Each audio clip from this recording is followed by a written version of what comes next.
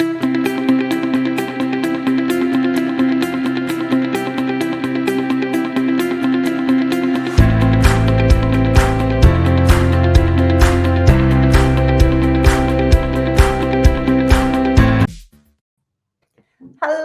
and welcome to Memoirs of Successful Women. Today my guest is Mariana Cadore, who is a lifestyle fitness coach. She's an author, she's a speaker.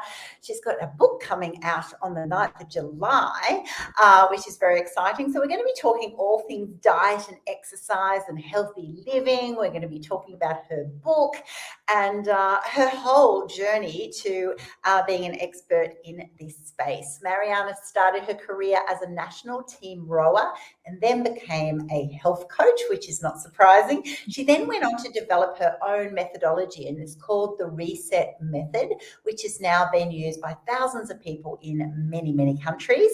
And her upcoming book is called F the Diet, How to Get Off the Weight Loss Roller Coaster and Lose 1 kilo per week. So if you are struggling with weight loss, you're tired of unsustained diets and extreme exercise and those people who tell you to do crazy things to lose weight, then this book will be for you, and definitely our conversation will interest you today. So welcome to the program, Mariana. Thank you so much. It's an honor to be here with someone so inspiring like you, Annie. Thank you so much. It's just a joy to meet up with you.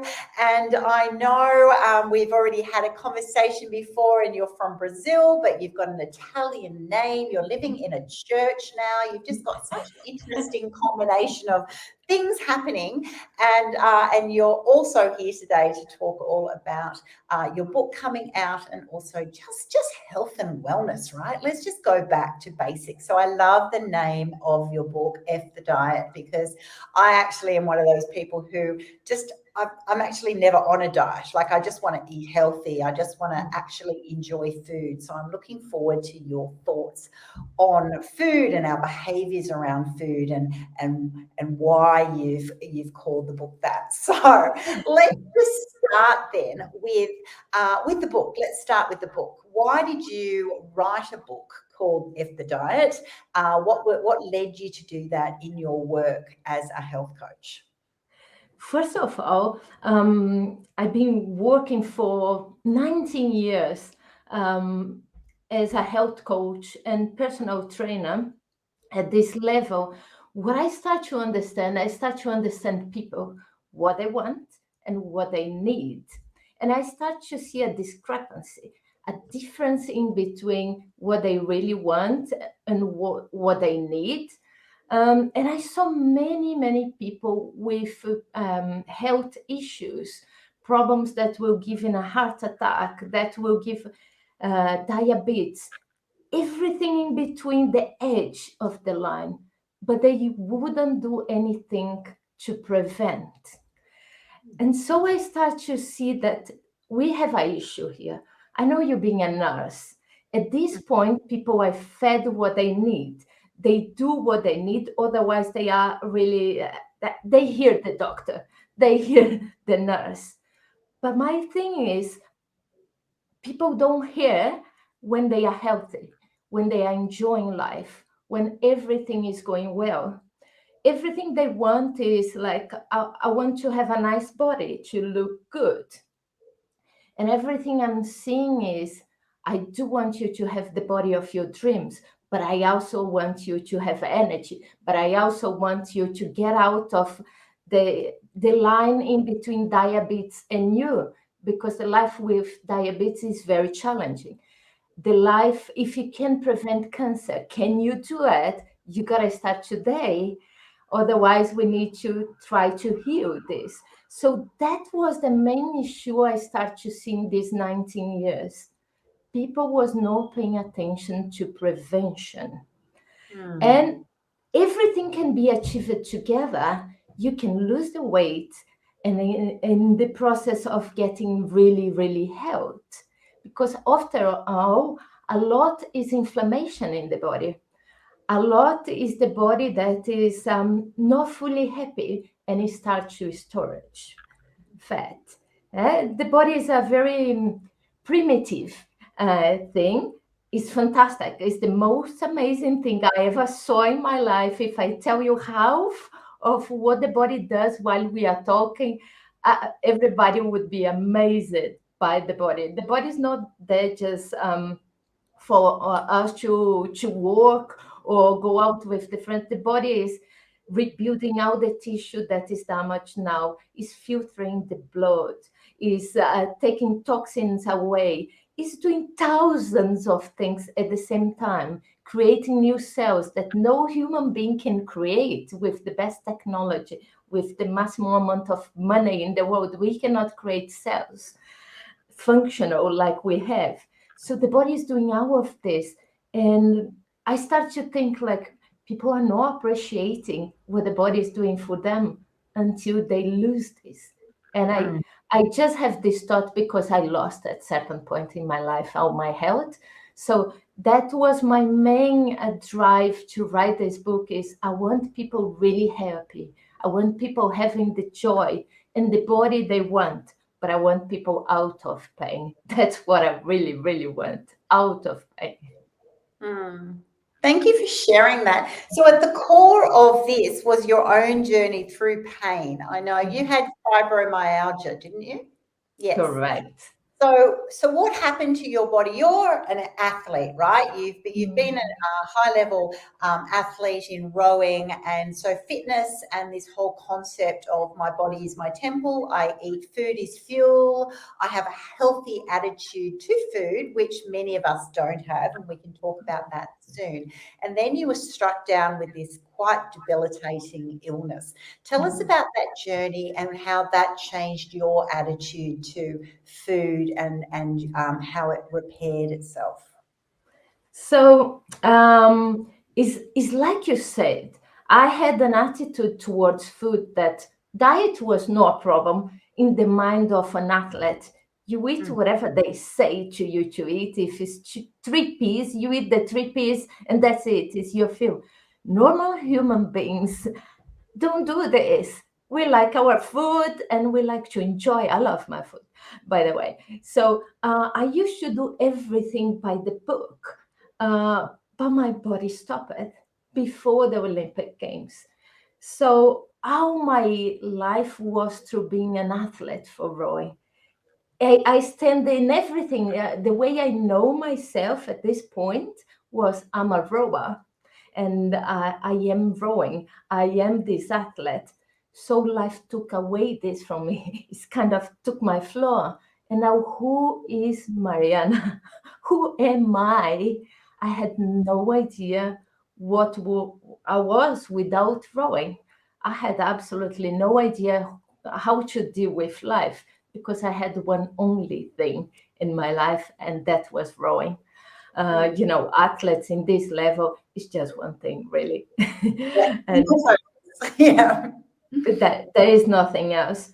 So I had to fight. I went to 20 doctors because I didn't believe I wouldn't have healing. So I keep passing one doctor after the other until the point that, I'm losing my hope after 20 doctors. I got to find myself a way to get out of this. It doesn't mean that this was in the first day. I lost my hope until I decided I gotta find my way to heal this. So once I lost all my hope, I had the strength to stand up, and I'm gonna read all the self books as possible. I'm gonna read all the alternative medicine as possible. I'm gonna interview or I'm gonna ask help for as many people as I can. And in the process, I start to discover, for example, Vipassana meditation. I actually did a lot in Australia. I start to discover alternative medicine, Chinese medicine, everything in between, how to transform your emotions, how to master yourself. And I start to put in place one by one. It took me 11 years. It took me 11 years, but I healed from a disease that doctors say there is no healing. And what I discover is suffering, pure suffering. When you lose the hope, When you complain so much that people don't want to be around you, you stop complaining about pain. When you don't want to be a weight to anybody, so you deal yourself with your problems. You are lonely. I passed through all of those things, but this led me to understand human beings. And after this, I couldn't deal with a person that come to do to change their body or change the mindset with me. I cannot see as a formula. This is a human being with a background. What is going on? Can I understand this person really deeply?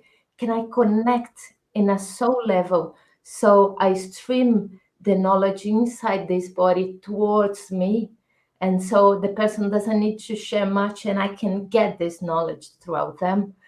And that's really how I do my work. And with that intention, I start to think I could heal of something that everybody say there is no healing. How much more there is in this world to be healed? Heartbreak to be healed, self-love to be healed, and confidence to be healed, sexual abuse, trauma to be healed. How much more there is to be healed, and people are not finding the healing. So that's my full intention is, can I help people to achieve what they can and they don't even know? And we need to build a foundation. And the foundation is exactly what I put in the book is let's reset this person, because it is accumulation of, let's say, bad habits. It's not people are not aging, it's bad habit, and can be through emotions, can be through wrong movements because you twist an ankle, so you start to step in this ankle. All of this is what we call aging.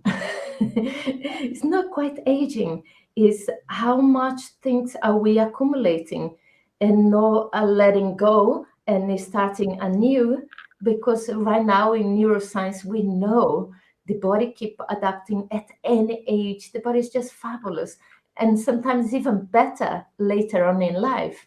So my intention is like, let's pray this reset and live new in a new canvas.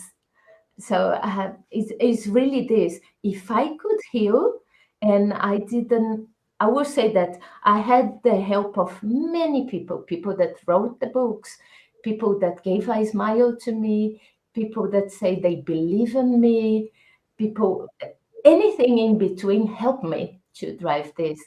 But can we give even more the hand for this person to heal?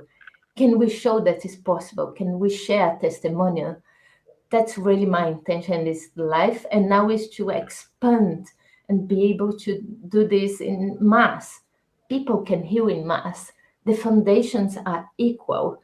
It's almost all the things come from one base, and if we clean this base, we are in a good path, and then we can start to personalize this or that. But that's the main. The body is wonderful. Nobody will ever figure out exactly everything. But if we hear the knowledge of the body or whatever you want to call, we have a pathway there. I love how holistic you have become, because I know after interviewing other elite athletes, often it's so single focused. All I have to do is be the best rower or an Olympian or, whatever, which is all great. And you definitely need the nutritionist because you're going to have a certain body type, a certain calorie level. You're going for strength or endurance. There's such a science to it. And with that, you do absolutely everything to get there, but you're also at risk of stripping your body of certain things, or it's definitely not balanced for other things that you're doing. And whether that was the trigger for your illness, I don't know, but it's certainly a wonderful stage to actually get there and say, you know what, it's all about being holistic with your health, and it's also about early intervention, or not even intervening. It's actually hopefully not even needing that. If we had great attitudes to health, right from the beginning, you wouldn't even have to be getting in a situation that you go, oh, I can see something creeping up, I need to intervene. You could actually just live your life being a healthy individual. holistically, right?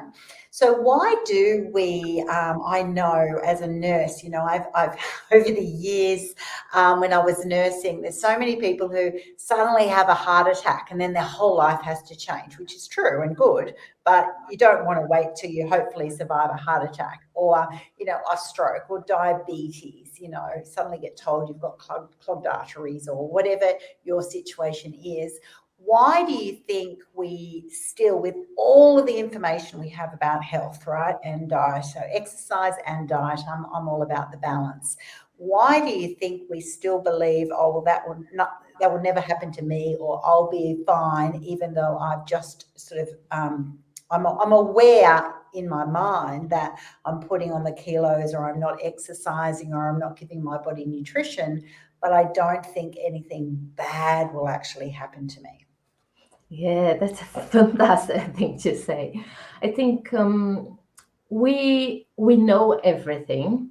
The problem is we don't want to listen because we want to be happy, because we want pleasure, we want to avoid pain. So many times when we don't have awareness of our body, of our thoughts, of how to deal with emotions, and a better way to deal with whatever we are going through. For example, if we have emotional eating, of course there is something underneath. And how can I address without just buffering with food that make me feel so full and change the physicality that I don't feel the pain I was feeling or the anxiety I was feeling? So I eat to don't have these feelings that I don't like. So there is other tools for us to deal with things. The problem is so many times we don't know. We're not aware of what is the problem and what are the health tools we can use to address this.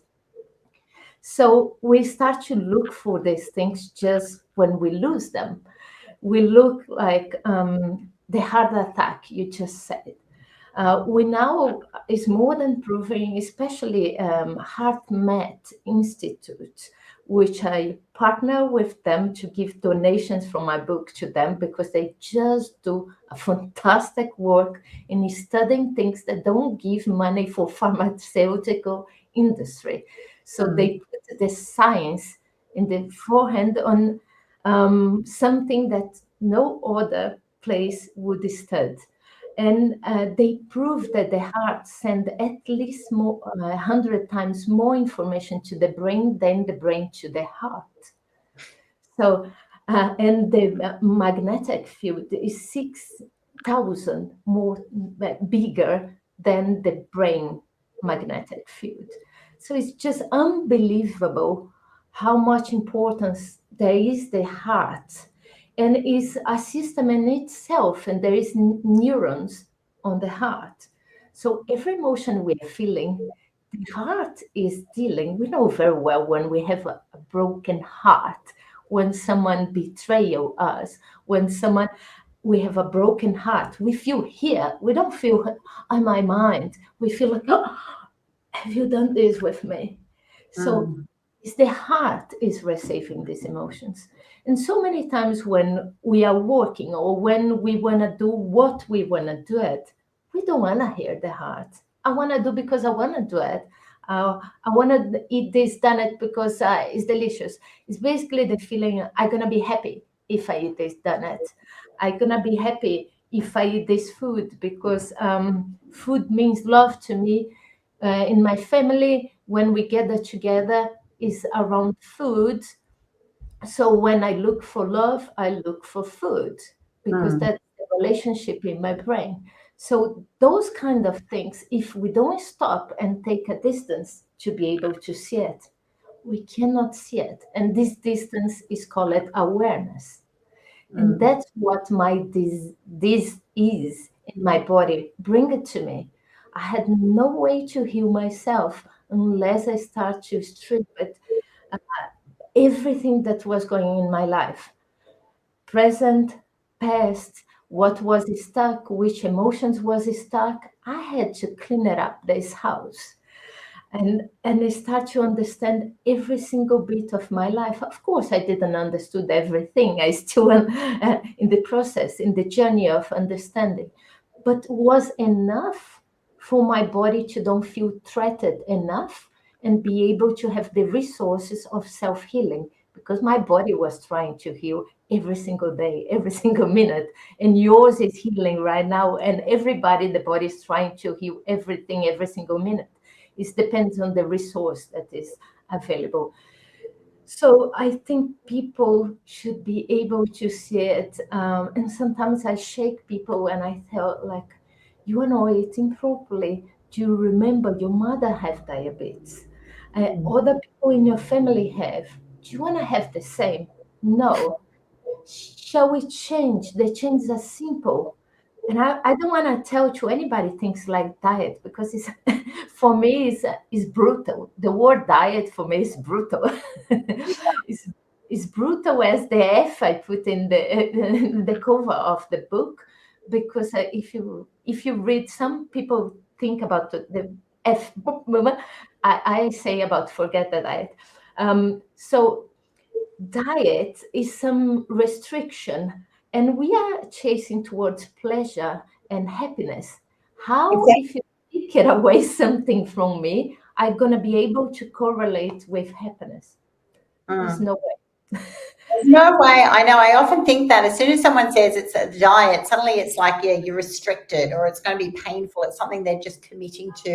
And it always just feels like it has to be short term, right? Because who wants to be on a diet forever? You actually want a way of, not sacrificing or, actually just learning to enjoy food or eat the right kind of foods, because otherwise it's like punishment. And I feel like those people I've watched who do that yo-yo dieting, I think there's a couple of things happening there. One, they're just looking for the short term, or they're on a diet. They get sick of always restricting themselves, so it's just too hard, if you like, and so therefore not sustainable. So they'll then go off it for a while. Then they'll realize, oh yes, I need to lose some more weight, and then you have that sort of yo-yo situation.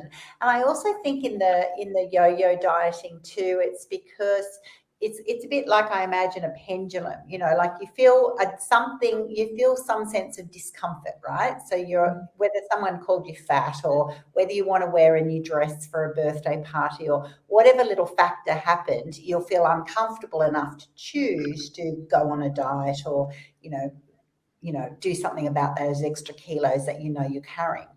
And then as soon as you have a little bit of progress, even if, say, the goal was 10 kilos and you've lost 2 or 3, then you go, oh, well, that's pretty good because I feel better than I did before. And so instead of doing the hard bit, you sort of just go, well, I've done a bit better, and then you go off it again. Do you know what I mean? So it's kind of like, whereas someone who's had the heart attack had an extreme swing, so that then results in them having a extreme reaction on the other side. So is it like you've got to have such a shock to then have a response?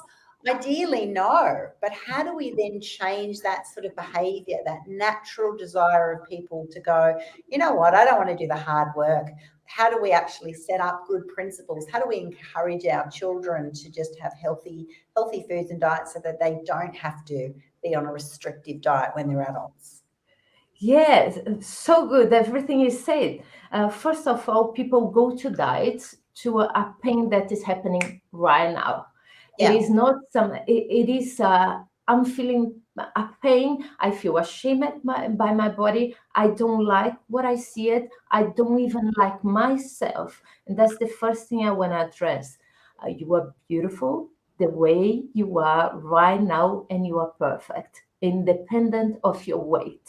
And you are worth the same thing today than if you lose 10 kilos, 20 pounds, whatever. You are worth. You are absolutely worth and perfect. Now, the body will work better if there is a weight that it is help this body to function better. It's been proven that more weight lead to more cancer, heart attack, and many other disease, up to 400 other disease, a body that holds more weight. So you gotta get rid of this. You feel good, you feel more free. And I'm not talking about image. We all think about the short term, the image. I feel sexy when I look in the mirror, but I would say like you feel freedom when you start to have a body that functions better. And this always starts with one action. Once you start to take the right action, you already start to feel better.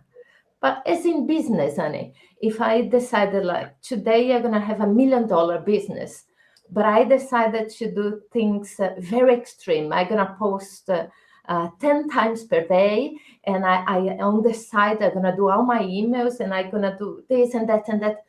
Well, the agenda is so extreme that you cannot keep going like this. You're gonna burn out, and that will be very quickly, and then you fail. And then to you to have the courage to do it again is really, really hard. And let's say that you stay a few days without sleeping and all of this to bring this amazing business. But the body starts to dysregulate. So you start to be less productive. You start to don't be that sharp. So it's the same thing with diet. Because then when you restrict your calories intake, you dysregulate key hormones. And now you can dysregulate your body up to 6 years with one diet. Now, when you try, of course, when you finish, the body is in such a mess that will obligate you to eat more. It will not produce the hormone that tells you to stop satiety, that you feel, I'm okay, I don't need anymore. Now you have a dysregulated body. You not just feel like a failure yourself, which you are not. The system fail on you, like the system fail on my healing. So you are not a failure, but you start to be in an impossible mission to eat less because you feel a hunger that you never felt before. So unless we regulate the system, start regulating the hunger system, regulating the vagus nerve, for example, regulating the hormonal part, being able to be present, taste the food. So you feel like, wow, this food feels phenomenal. And I feel energized after.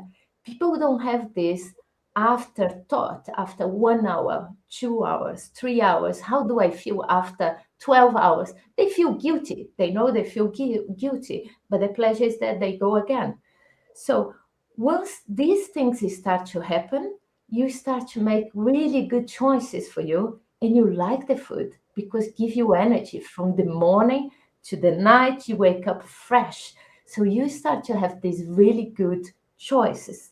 And this is a long-term strategy. Like in business, you would do a long-term strategy. You don't get to $1 million business from scratch and in a month, 2 months, 3 months, like you would like. I'm sure everybody would like this, and they come for you trying like, I want $1 million business, or I want $100 million business, and I want this fast. Okay, there is a strategy, there is a way to do this, and we gotta implement each bit by bit to achieve that. And there is key points that has to be there, and some others that if you fail, we're still okay. So that's the same to be helped. You can, you don't need to be perfect. By the way, I don't want to eat perfect, and I still when I eat, when I go in gatherings, and I still when I eat, if I want whatever I served, I still want. Well, I have to say that I choose not to drink alcohol, and there is another choices that I do for my life. But I don't expect that people to do this, and especially to don't do this straight away. They have to feel it. And then we get to the point that you call out about the kids. Because unless we start with the parents, as I've been saying for the parents, we don't get to the kids. The kids are a reflection to what we eat. And so many times we give them because they will be so happy if they eat that cake. Yes. Yeah, so we want them happy, and so we give whatever they ask for, and like, oh, she's so happy. Look how cute she look when she eats.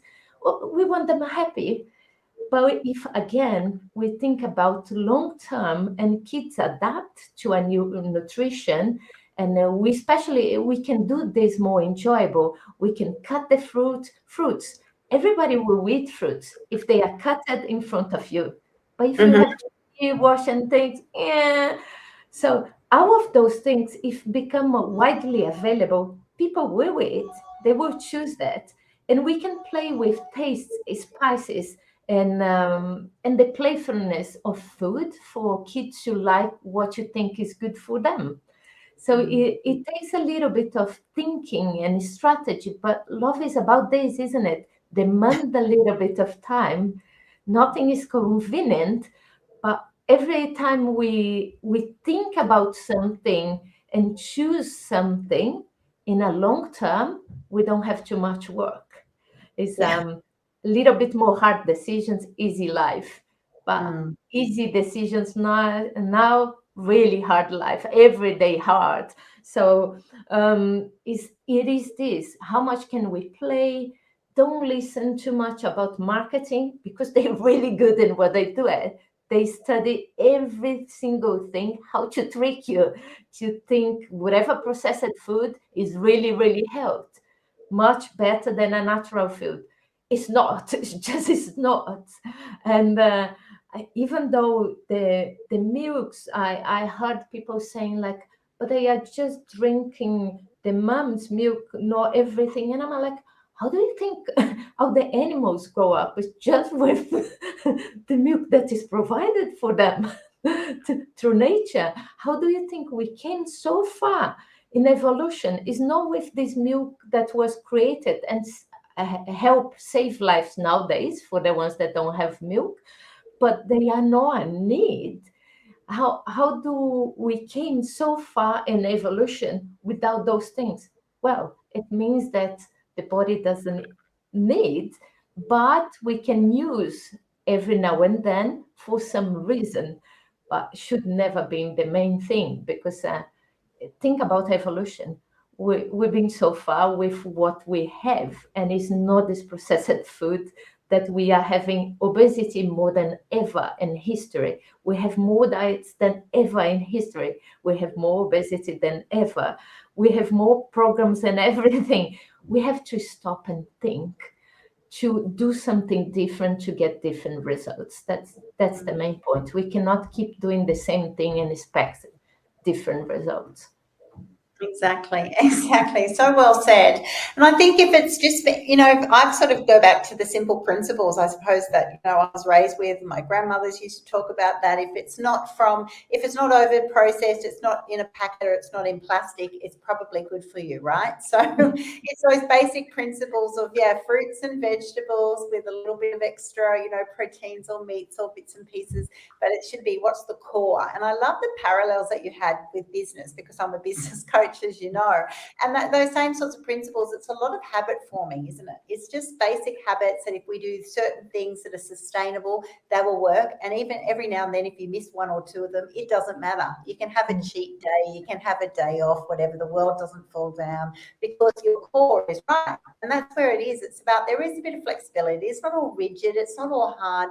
It's the basic principles. What do you do most of the time is what matters, right? That's what the results will show. It's the, your tomorrow is your sum of today. So what are you doing every single day with your diet, with your lifestyle, with your business, with your exercise, with all aspects? So it's habit forming.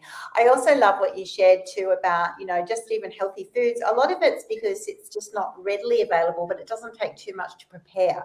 I know now I've got two little granddaughters, and when one of them, she's 4.5, and she comes over, and so it's, I put the apple through a little apple core thing, and it just makes it all fun, and she just loves it because it suddenly looks like a little slinky. Or just even cutting up carrot sticks and dipping them in hummus and bits and pieces. It's like it takes like 30 seconds just to flick some skin off or do something, but it suddenly is like, yes, but she's not going to go to the fridge and try and eat a whole carrot or something like that, when lollies are just like readily available. So you suddenly go to a cupboard and there's like marshmallows or lollies, and they're there instantly. So I suppose it's actually just going back to the basics of preparation. What sort of preparation do you put in? And it doesn't have to be a lot, but you're then not only going to get the convenience, but you're going to get the energy. And I'm a big fan of energy. I'm pretty known for being high energy, but also because everyone wants to look nice. Like, there's no doubting that. And so, yes, that's a factor. But I agree that you want to, I want that to be sustained all day. I want to get the most out of my day. I want to feel good as well as look good. I want that energy to sort of, be maintained. And that's going to come from the fuel that you're actually eating. I love sometimes when people, those car lovers, and they'll put the best, highest quality petrol in their car. So they'll pay like premium for this special petrol, but then they'll be standing there eating a pie or just putting rubbish into their own self. And I go, wow, you love your car more than yourself. And they'll go, oh, no, I don't. And you go, well, the way you treat yourself would imply, here you are pampering your car, polishing your car, spending all your time and your love and your attention. There's nothing wrong with that if it's in balance. But you don't do that to yourself. So that whole principle that you've got around self-love and looking at your, the reasons for that behaviour are so important. I also find that it just makes you sleep better, and you just got, better stress levels. I think there has to be a lot of science in there. I know I'm a yoga fan as well, but I'm sure it is linked to what you eat actually does affect that just inner level of, stress and overwhelm.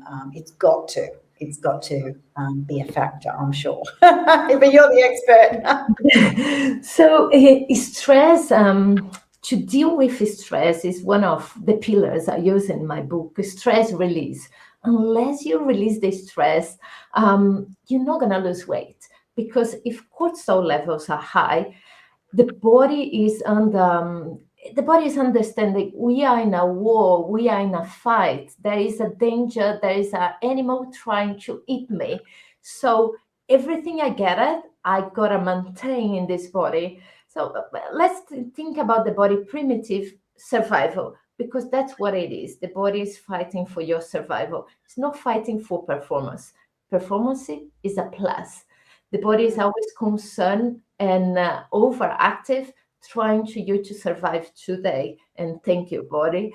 So the body have a budget of how much we'll take it, how much we'll release. When we go through stress, like dieting, for example, we can raise the stress of the body.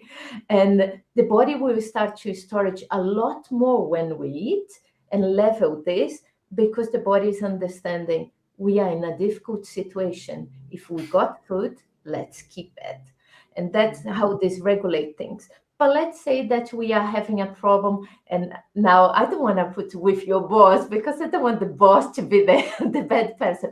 You are having a problem with some colleague on your job, or in your company, you are having some issues and you think your profit will not be the same. And you start to stress every day. So then we start to have a body that start to dysregulate completely. Unless we use a tool, I might not be able to change the situation of your life, but I might be able to give you a tool that you can deal differently and react differently. So what do you use to call a problem? Well, there is a challenge in my life. And you could do this simply by a respiration combined with an elevate emotion. I explain that in the book, and I will put this book for free on the 19th of July on Amazon. So you just grab it. If you use this, if you call one emotion like grace, love, compassion, just go through one memory from the past, one emotion, one situation, the hug of your grandkids, anything that you felt love, grace, excitement, compassion, these emotions that make you feel great. Call this emotion, and then you start to breathe in and breathe out with attention and this emotion on your heart. After this, you can deal with life. Spend 5 minutes doing this, you are not losing time because you're going to be more productive. There is intuition after this to solve the challenge you're passing. So there is ways that you can get out of this extreme situation and help yourself so you are not under stress. The challenges are the same in your life, but you're not feeling stressful. And now you find solutions. I can use one time in my life, for example, I heard that my partner was with cancer. So the first thing I got out of the supermarket, I put in the oven a bag of rice in a plastic and I turned on the oven. So I burned everything, the plastic. But can you imagine my mind at this moment, how it was? So unless we have some horrible news like this or challenging news like this one, then we just go and breathe a little bit and call these elevate emotions and try to find a little bit of a space there to be able to find some solutions or to cope with that moment. But we need to create this gap in between what is happening and what will be your reaction. It has to be a habit. And you're going to sleep better, you're going to have a better relationship with your kids, your partner, or everything will be better. Job will be more profitable because you're probably going to take better decisions if you know that. You come from a place that, well, of course I would do this. Or of course I'm gonna ask my mentor, and I'm not gonna stress by myself. I'm gonna ask help. Someone already solved this problem. So if you create this space, you release the stress, and now you are able to lose weight or to actually exercise. You're not gonna exercise if you're fully stressed and you don't have the habit of exercising. You're going to think you don't have time and you don't have energy because you actually feel low energy. Emotions is one of the things that is still more your energy than everything else. True. Yes. If you are bugger in your mind, you're like, I don't have the energy to exercise. You even feel like this. I don't have. But how do you think you go for a meeting now feeling like this? Do you think people trust you, what you say? Do you think like, yeah, she's the leader, I'm going to follow her? But if you go here, you're full of energy and you're talking like, whoa, she have everything, this Annie. She have everything going for her. I'm going to listen her. So your body is part of everything in your life and is the lenses how you see life. If the body is not working well, let's say you ate something that was off, we all know what happened next.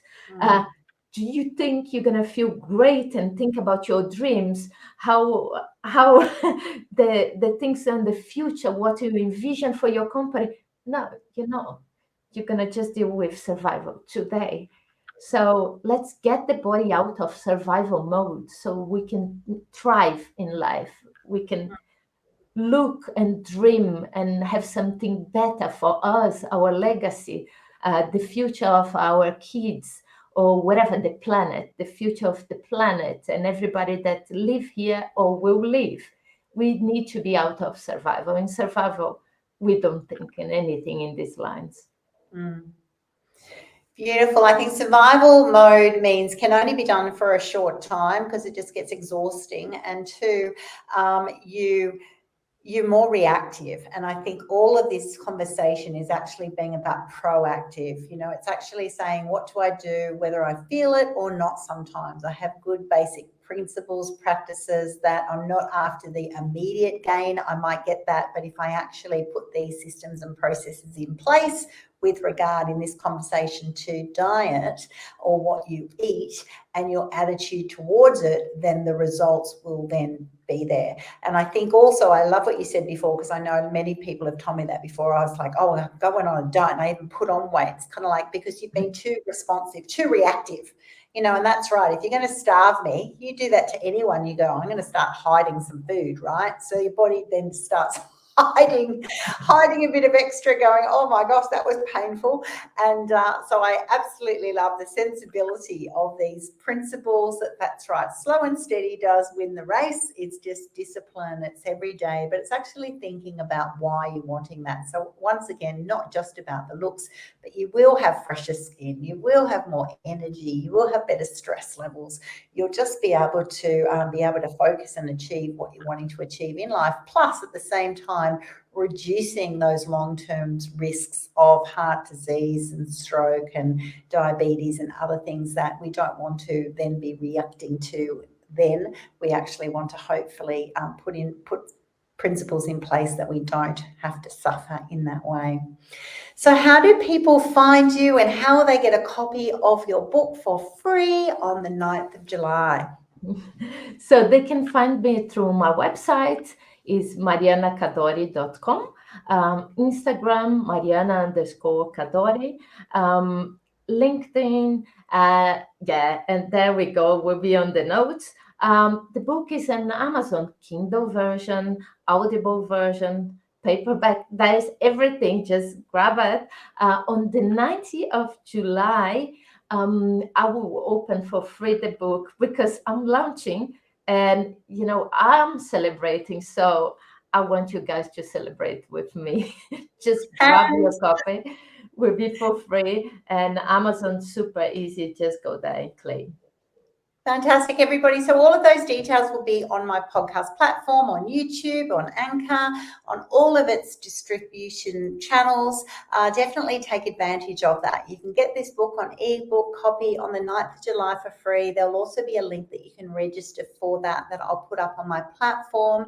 It's just great. It's so balanced. It comes from, Mariana, who is, an ex-athlete. She's lived and studied this for 19 years. She's got fantastic principles in this book that I know will definitely help you. And I just love the sensibility of it, how planned and organized it is, and actually thinking from that higher level of just good old-fashioned health and wellness and vitality, rather than sort of urgent bad things that generally just make you hate them eventually after you've done them. And also they do more damage, because then you then go, oh, I don't want to do that again. And so you put up with things longer and longer and longer, when you can quickly just adjust and monitor if you're acting in a different way. Thank you so much for being on my show today. I've really enjoyed our conversation. And I wish you all the best for your launch. We're both launching books at the same time. I've got a book called Twins, Double Trouble, Double Treat, coming out on the 15th of July. So it's going to be book week for us. So look out for those books, everybody. Of course, you can always find me at the Women's Business Tribe, the Women's Business Incubator. If you're wanting any advice, any coaching on all things women in business, definitely send me a message via any of my platforms. I would love to share with you, welcome you aboard. And I'm sure you're all joining me in thanking Mariana Cadore for sharing with us today.